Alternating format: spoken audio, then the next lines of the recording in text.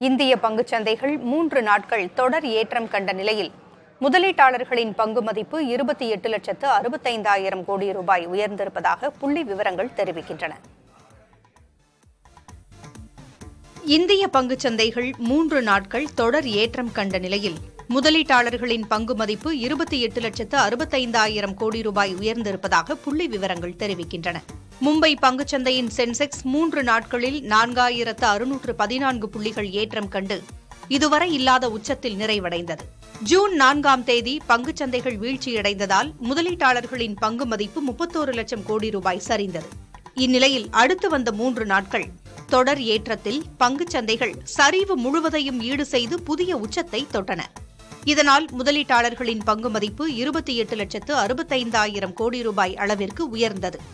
June 3ஆம் தேதி 76,468 புள்ளிகளில் நிறைவடைந்த பங்குச்சந்தைகள் மறுநாளில் 72,079 புள்ளிகளாக குறைந்தது.